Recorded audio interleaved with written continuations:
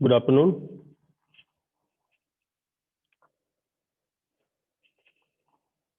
Good afternoon, sir. Good afternoon. Good afternoon, sir. Okay, आइए start करते हैं। मैं आपको स्क्रीन शेयर करा देता हूं।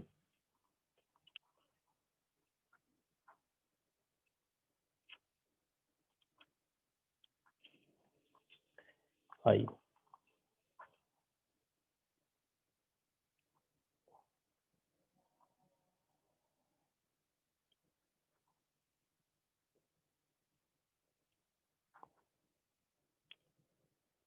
चलिए आज पढ़ेंगे आइस कजी। आइस कजी जो सर्वर है, आइस कजी क्या होता है बेसिकली, इसके बारे में डिस्कशन करेंगे आज।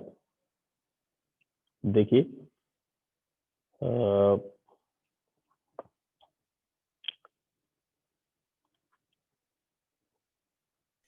ओके, तो देखिए आइस कजी आपको दिखाई दे रही स्क्रीन,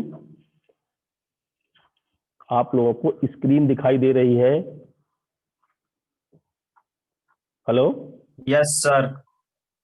ये आइस कजी जो है क्या होता है, आइस कजी बेसिकली क्या यूज है इसका,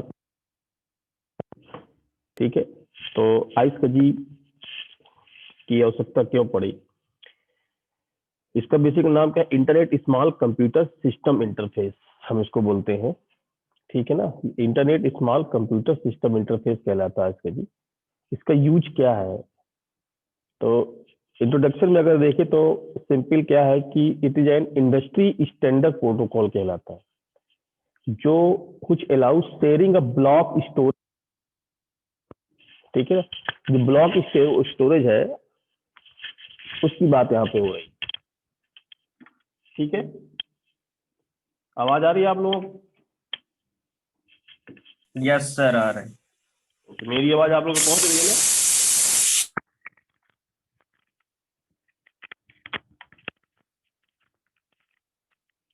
हेलो,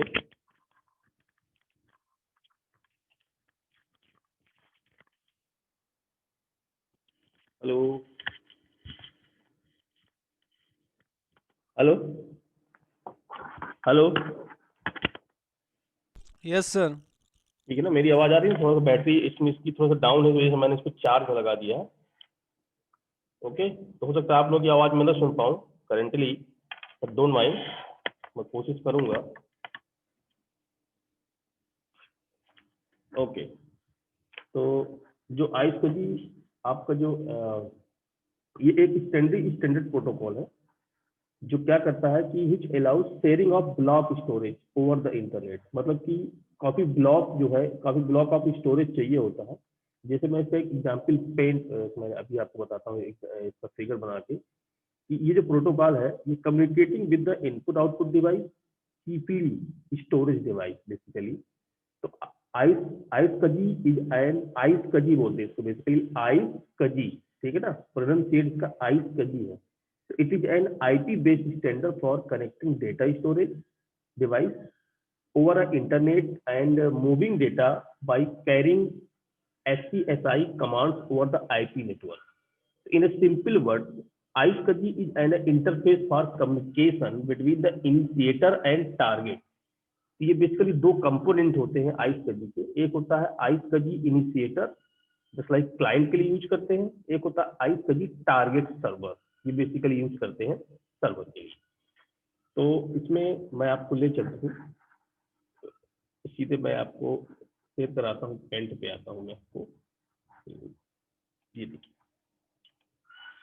सपोज करिए कि आप किसी स्विच से, ये एक स्विच है, इस स्विच से आप चार आपने पीसी कनेक्ट कर रखे।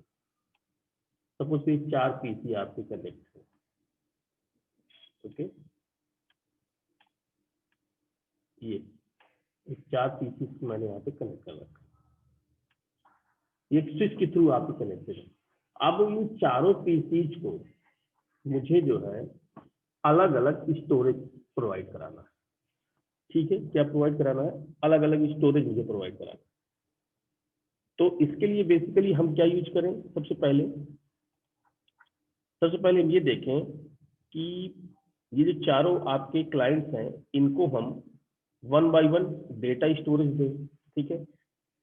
तो अब ये स्विच के थ्रू हमने इसको कनेक्ट तो कर दिया, ठीक। ये जो क्लाइंट है हमारे, इन क्लाइंट मशीन्स को, तो इसके लिए पहले बात तो हमको हार्ड डिस्क चाहिए होगा, ठीक है। कि हर नेटवर्क में कनेक्टेड हर पीसीज को एक स्टोरेज प्रोवाइड करना, एक हार्ड डिस्क प्रोवाइड करना या स्टोरेज प्रोवाइड करना, बेसिकली ये बड़ा ही मुश्किल काम है। देखिए इसमें क्या होता है कि प्रोवाइड तो ठीक है की जा सकती, बट ये आपका पड़ जाता है बहुत ज़्यादा कॉस्टली।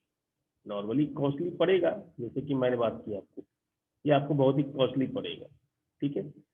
तो एक चीज देखो यहाँ पर ये आती है, ये प्रॉब्लम। दूसरा, डेटा सिक्योरिटी की बात करें तो डेटा सिक्योरिटी की बात आएगी कि डेटा को हम 1 बाय 1 कैसे सिक्योर करेंगे, ठीक।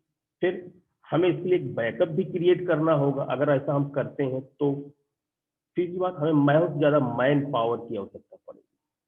ये भी 4 सिस्टम की मैंने बात की, मान लीजिए 4000 सिस्टम कनेक्ट है आपके नेटवर्क में, तब आप क्या करेंगे? ओवर द इंटरनेट स्टोरेज कैसे प्रोवाइड करेंगे? तो उसके लिए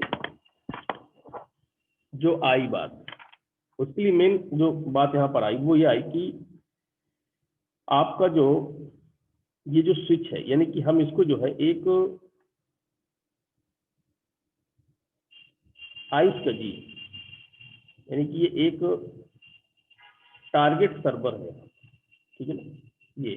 ये एक सर्वर है जिसको हमने इससे कनेक्ट किया, ठीक है।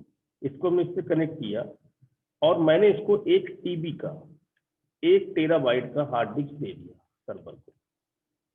अब ये सर्वर जो है इन सब के लिए 1 2 3 4 10, इसके लिए 10 GB, इसके लिए 10 GB और इसके लिए 10 GB प्रोवाइड कर देता है, ठीक है। तो सर्वर के थ्रू ये इन क्लाइंट्स को हम डेटा प्रोवाइड कर देते हैं। जैसे अब बेसिकली क्या सारी चीजें हमें प्रॉब्लम हो रही, तो उसमें क्या रहता है ना कि जैसे मान लो अब यहाँ पर जो कंप्यूटर्स हैं, ये सिस्टम फिजिकली इनके अंदर जो भी कॉन्फ़िगरेशन होगा ये तो ओपन होने के बाद मालूम चलेगा। मैं चाहता हूं कि 1 टीबी की जो टेराबाइट, ये जो हमारा टारगेट, इसको हम बोलते हैं आई कजी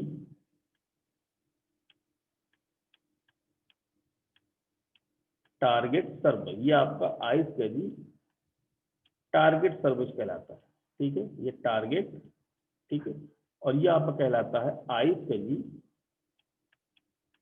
इनिशिएटर, ओके। ये आपका इनिशिएटर कहलाता है, ठीक। ये दैट इज क्लाइंट, ये हम क्लाइंट, दो ही कंपोनेंट होते हैं इसके, एक आइस कजी टारगेट सर्वर, एक होता है आइस कजी इनिशिएटर, ठीक है। तो 2 कंपोनेंट है। तो 1 टीबी हमने इसको प्रोवाइड किया हार्ड डिस्क, अब ये 10 GB इसको जो है प्रोवाइड कर सकता है, ये प्रत्येक क्लाइंट को, ये प्रत्येक क्लाइंट को। उससे क्या होगा कि इन क्लाइंट्स को ये भी नहीं पता चलेगा, इनको ये नहीं मालूम होना चाहिए कि हमारे पास कोई भी स्टोरेज नहीं है। दूसरी बात ये भी नहीं मालूम होना चाहिए जब भी हम इसको ओपन करें तो फिजिकली हमको ये सारे स्पेसेस इनको प्रोवाइड मिले, ठीक है। तो आइस कजी का मेन जो उद्देश्य होता है वो यही होता है कि कैसे सर्वर के थ्रू आप इन इनिशिएटर को ये स्पेसेस, ये स्टोरेज जो है प्रोवाइड करें, ठीक है ना। इससे क्या होता है कि जो हमारा डेटा है, डेटा भी सिक्योर रहेगा सर्वर के थ्रू। हार्ड डिस्क हमको 1 बाय 1 हर क्लाइंट को नहीं प्रोवाइड करना पड़ेगा, सिर्फ स्टोरेज स्पेसेस हम उसको दे रहे हैं, उसी स्पेस में काम चलेगा। बैकअप के लिए हमें अलग से कोई बैकअप नहीं क्रिएट करना पड़ेगा, तो सर्वर में स्टोर होगा। और मैन पावर की जगह आपका सर्वर तो यूज हो ही रहा है, तो मैन पावर भी काम होगा। तो जितने भी आपके डाउट्स थे, जिसे कहते हैं डिसएडवांटेज थे, वो सारे के सारे एडवांटेज में कन्वर्ट हो जाते हैं, ठीक है। तो ये चीजें यहाँ पर इसके साथ होती है, पूरा का पूरा आइस के लिए टारगेट जो है आपके 2। अब मैं वापस आता हूँ अपने प्रेजेंटेशन स्लाइड में। तो यहाँ पर हमने देखा अब मैं नेक्स्ट में आता हूँ कि it is very cost efficient and can be easily understood by any IT guide. देखिए आइस का जी जो है वेरी कास्ट इफिशिएंट है and can be easily understood by an IT guide. जो भी इंफॉर्मेशन टेक्नोलॉजी बच्चे का मेंबर होगा वो इसको बहुत आसानी से समझ लेगा। It is a flexible protocol which can work with an any environment. किसी भी इन्वायरमेंट में वर्क यहाँ पे हो सकता है। आइस का जी does not require dedicated cabling. इसके लिए किसी भी केबलिंग की जरूरत नहीं पड़ती, याद रखिएगा, किसी भी डेडिकेटेड केबलिंग की जरूरत नहीं पड़ती है। It can be run over the existing IP infrastructure. यानी कहने का मतलब ये है कि अब हम अपने टारगेट के उसमें हमको जो है, हेलो तो यहाँ से, hello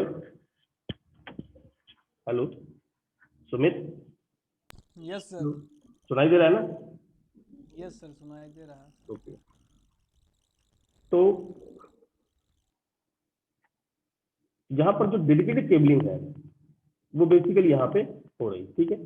it can be run over existing IP infrastructure. It can be diploid on local और वाइड एरिया,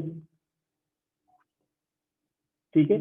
तो जितना भी लोकल और वेन टाइप का नेटवर्क है through the use of internet across the distributed resources.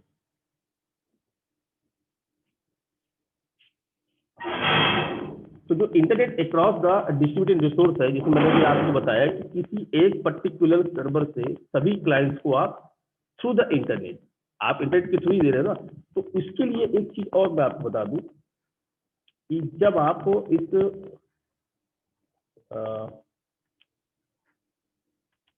इसमें आते हैं, अब देखिए सबसे पहली बात क्या है कि जब आप ये स्टोरेज या ये स्पेस आप इस क्लाइंट को प्रोवाइड करेंगे तो इसका एक आईपी एड्रेस भी असाइन होगा। तो सबका आईपी एड्रेस होगा, ठीक है। तो हमें आईपी एड्रेस भी असाइन करना होगा। तो आईपी एड्रेस तो सर्वर के थ्रू सभी क्लाइंट को असाइन कर सकते हैं आप, जो भी आईपी एड्रेस देना चाहे तो डीएचसीपी के थ्रू मिल जाता है, जैसे कि आपने पढ़ा था डायनेमिक होस्ट कॉर्पोरेशन कॉन्फ़िगरेशन के थ्रू आपको मिल जाएगा, ठीक है ना। कॉन्फ़िगरेशन प्रोटोकॉल के थ्रू मिल जाएगा, डीएचसीपी सर्वर के थ्रू मिल जाएगा। इसके बाद यही जो 10 GB जो आप 1 by 1 दे रहे हैं, ये सारे स्पेसेस किसको दे देंगे? इन क्लाइंट्स को आप दे देंगे, ठीक है ना। तो सारी चीजें उसको प्रोवाइड की जाती है। ठीक, अब आते हैं वापस अपने प्रेजेंटेशन स्लाइड में, ठीक है। तो इसमें ये कहा कि अनदर रीजन क्या होता है, ISP is widely used because many operating system support ISP configuration. बहुत सारे ऑपरेटिंग सिस्टम जो है आईएसपी को के कॉन्फ़िगरेशन को सपोर्ट करते हैं, ठीक है। और पहले था जैसे कमर्शियल यूज के लिए हम इसको यूज करते हैं। अब इसका आर्किटेक्चर में देखिए कि it operates through a client server architecture, जैसे कि अभी आपने देखा डायग्राम के थ्रू। तो client of an ISP interface are called initiator. तो क्लाइंट ऑफ जो आपका है आईएसपी इंटरफेस, उसको हम क्या बोलते हैं? आईएसपी इनिशिएटर बोलते हैं।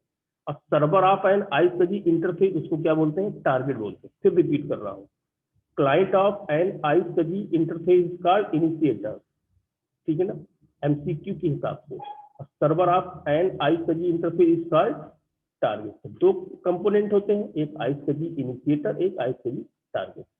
तो the server that share storage is called ISP target. तो द सर्वर जो मशीन है that consumes storage called ISPG initiator, and ISPG resides on the transport layer of the OSI architecture. Okay, यानी कि आपके ये जो है OSI मॉडल के और ट्रांसपोर्ट लेयर पे आपको रिसाइड मिलेगा। और ISPG जो आपका है uses TCP/IP protocol for sharing data. जो आप डेटा को शेयर करते हैं उसके लिए आपको TCP/IP प्रोटोकॉल का यूज ये ISPG यहाँ पर करता है, ठीक है। जैसे कि मैं आपको ये आईपी नेटवर्क है, देखिए नेटवर्क पोर्टल यहाँ बने हुए हैं। देखिए ये आपका पोर्टल ग्रुप 1 है, ये पोर्टल ग्रुप 2 है। तो आईएसपी सेशन में टारगेट साइट, ये भी आपका टारगेट साइट। तो ये आपका इनिशिएटर है, जो भी टारगेट नोड होंगे इनिशिएटर होंगे, जिनके थ्रू इनको वैल्यू या जो भी स्टोरेज आप प्रोवाइड कर रहे हैं वो मिलते रहे। अब सवाल आता है कि हाई टीसीपी आईपी ही क्यों? टीसीपी आईपी क्यों यूज करना है? ठीक, टीसीपी आईपी क्यों? ठीक है, तो there is no packet loss. इस प्रोटोकॉल के थ्रू क्या होता है कि there is no packet loss while transferring data. जब डेटा आपका ट्रांसफर होता है तो कोई भी पैकेट लॉस आपका इसमें नहीं होता है। If there is any loss it is handle by the TCP IP stack. जो भी लूजिंग या जो भी लॉसेज होते हैं पैकेट्स के, वो टीसीपी आईपी स्टैक आपका ऑपरेटिंग सिस्टम में इसको हैंडल करता है। ठीक है, दूसरी चीज, the iSCSI protocol is a mapping of the SCSI remote procedure invocation model over the TCP protocol. So this command are carried by ISKG request and ISKG responses and status are carried by the ISKG responses. तो ये जो आपका ISKG है ये क्या करता है, use of the request response mechanism आपको बनाता है। ठीक है, जो रिक्वेस्ट रिस्पॉन्स मैकेनिज्म है ये आपका ISKG तैयार करता है। देखिए, इनिशिएटर और जो टारगेट है ये डिवाइड करते हैं कम्युनिकेशन को मैसेजेस में। ठीक है, और मैसेज जो है आपके ट्रांसमिट होते हैं in terms of iSCSI protocol data unit, जिसको हम बोलते हैं पीडीयू, प्रोटोकॉल डेटा यूनिट में। इसमें आपके इन टर्म्स ऑफ पीडीयू के फॉर्म में आपके मैसेज जाते हैं जब इनिशिएटर और टारगेट के बीच में कम्युनिकेशन होता है। इनको दो प्लेस ओवर वन और मोर मल्टीपल टीसीपी कनेक्शन, कई कनेक्शन यहाँ पे क्रिएट होते हैं। और TCP connection transport control message यानी कि SCSI कमांड्स जो है और डेटा एंड पैरामीटर्स जो है वो इसी प्रोटोकॉल के थ्रू, इसी प्रोटोकॉल यानी कि आईएसके पीडीओ के थ्रू आपका कम्युनिकेट होता है। ये ट्रांसपोर्ट कनेक्शन आपके बनाए जाते हैं। फिर the group of TCP connection that tie N initiator a target from the session. जो भी सेशन होता है आपका ट्रांसफरिंग ऑफ द पैकेट, उस सेशन तक ये सारे वर्क करते हैं। इसके बाद ऑटोमेटिकली कनेक्शन आपके डिस्कनेक्ट हो जाते हैं, जैसे बाय डिफॉल्ट टीसीपी आईपी में होता है। अब देखिए, ये देखिए मैंने जो नेटवर्क, ये आपका टीसीपी आईपी नेटवर्क है, ये आपका आईएसके टारगेट सर्वर बोलते हैं इसको, और ये आपके इनिशिएटर यहाँ पे लगे हुए हैं। तो a session ID define the session. अगर सेशन आपने मेंटेन कर रखा तो एक आईडी डिफाइन होगी and consist of initiator part and the target part, दोनों पार्ट के लिए। टीसीपी कनेक्शन क्या है, can be added and deleted from a session. ठीक है, तो all connection in a session are identified through a connection ID. ठीक है, जो जितने भी कनेक्शन होते हैं वो सब आपके कनेक्शन आईडी यानी कि जिसको बोलते हैं CID, कनेक्शन आईडी के थ्रू होते हैं। ये फिगर आपने देख लिया। अब देखिए इसके जो बेनिफिट्स की हम बात कर रहे थे। ठीक है, सबसे पहले क्या है कि cheap connectivity as compared FC, cheap connectivity provide करता है। दूसरी बात का, existing network can be use for ISK implementation और it is use for block storage. It is very fast, बहुत ही फास्ट होता है। ब्लॉक स्टोरेज हम प्रोवाइड करते हैं अपने क्लाइंट मशीन को through the ISK target server. IT folk don't need to lot of training ISKG storage since it is very easy to understand and implement। इसलिए कोई ट्रेनिंग की आवश्यकता नहीं पड़ती है, ये बहुत ही इजी और आसान है, इसको आसानी से इम्प्लीमेंट कर सकते हैं, आसानी से समझ सकते हैं। तो this server is an IP based protocol. Basically क्या है, ये IP बेस्ड प्रोटोकॉल है। ठीक है, ये प्रोटोकॉल डेटा, ओके, ये आपका कहलाता है प्रोटोकॉल डेटा यूनिट। इसने पूछा मुझसे अभी, ये कहलाता है आपका प्रोटोकॉल डेटा यूनिट। ठीक है ना, जिसको हम बोलते हैं पीडीओ। तो इसका जो आपका जो मैसेज होता है, जो इनिशिएटर और टारगेट होता है, ये डिवाइड करते हैं कम्युनिकेशन को मैसेजेस में। अपने मैसेज को किस, ये जो आपका रियल कम्युनिकेशन इनटू मैसेजेस, तो मैसेज के फॉर्म में कम्युनिकेशन होता है। तो मैसेज जो आपके ट्रांसफर होते हैं इन टर्म्स ऑफ आईएसके पीडीओ, इस फॉर्म में आपका ये टारगेट यहाँ पे होता है। ठीक है, तो मैं बेनिफिट्स में था, तो ISK is an IP based protocol. It leverage the interoperability benefit TCP/IP and ethernet दोनों के बीच में ये जो कम्युनिकेशन करते हैं। कंपोनेंट्स पे दो मैंने बताया था आपको कि आपका आईएसके इनिशिएटर है और दूसरा आपका आईएसके टारगेट है। ये क्लाइंट मशीन होती है, ये आपकी सर्वर मशीन होती है। ये क्या करता है, within storage network ISK initiator, ये आपका within ISK target. Initiator can connect to target by forming a session among them and can send ISKG command। ठीक है, दूसरी बात ये कि सर्वर मशीन जो है, जब आपके स्टोरेज नेटवर्क, जिसको बोलते हैं SAN हम कह सकते हैं, स्टोरेज नेटवर्क आपका प्रोटोकॉल जो आपका within storage network, it is an ISKG target. It is an any machine that receive the ISKG command from the initiator, यानी किसी भी मशीन से, ये जो टारगेट सर्वर है आपका, किसी मशीन से ISKG कमांड को जो इनिशिएटर के थ्रू आएगा उसको रिसीव कर सकता है। ठीक है, और ये कॉन्फ़िगरेशन में देखिए तो ये जो कॉन्फ़िगरेशन है, can be perform any platform, किसी भी प्लेटफॉर्म में कंफर्म हो सकता है, आप इसको कॉन्फ़िगर कर सकते हैं। और कॉन्फ़िगरेशन जोन लाइनक्स एनवायरनमेंट में भी, फेडोरा ऑपरेटिंग सिस्टम जो भी सब किसी में भी आप कर सकते हो। और इसका जो कॉन्फ़िगरेशन है वो क्रिएट 2 वर्चुअल मशीन आपको अपने वर्चुअल बॉक्स का यूज करके करना पड़ेगा, यानी कि एक मशीन पे आप टारगेट करोगे, दूसरी मशीन को आपको एज ए क्लाइंट यूज करना पड़ेगा बीएम को। तो one is for target and other is for initiator, यानी कि 2 बीएम यूज करिए, एक को एज ए टारगेट सर्वर बनाइए, एक को आप टारगेट इनिशिएटर बनाइए। Both target initiator can ping of each other, दोनों का ऑप्शन, दोनों की आईपी एड्रेस जो आपकी पिंग होना चाहिए। कमांड के थ्रू आप चेक कर सकते हैं कि जो दोनों आपने वर्चुअल मशीन बना रखी है उन सबके अलग अलग आईपी एड्रेस जो आपने कुछ ना कुछ दे रखा होगा ईथरनेट पे, वो शो होना चाहिए। और इसकी जो मिनिमम रैम आप जो 512 MB and disk 2 GB for each VM, ये तो आपको पता ही है कि वर्चुअल मशीन के लिए मिनिमम 512 MB की रैम चाहिए और कम से कम 2 GB मिनिमम आपकी सर हार्ड इसे डिस्क। सिस्टम सर इसे बिना वर्चुअल मशीन के इंस्टॉल नहीं कर सकते? हाँ कर सकते हैं, कर सकते हैं। मैंने इंस्टॉलेशन आपको वर्चुअल मशीन का बताया था। लेकिन सबसे पहले वर्चुअल बॉक्स हमको जो है जो बेसिक जो वर्चुअल बॉक्स है हमको वो यूज करना है। देखिए मैं आपको दिखाता हूँ वर्चुअल बॉक्स किस तरह का होता है। देखिए वर्चुअल बॉक्स देख लीजिए, ये वर्चुअल बॉक्स है। तो इस तरह टारगेट आते हैं, आप लिखे तो Oracle VM virtual box manager. ठीक है, इसको और अगर आप शेयर कराना चाहें तो डेस्कटॉप मैं शुरू कराता हूँ। ये नहीं सर, डेस्कटॉप, ये कह रहे हैं वर्चुअल बॉक्स के अलावा नहीं सर इंस्टॉल कर सकते?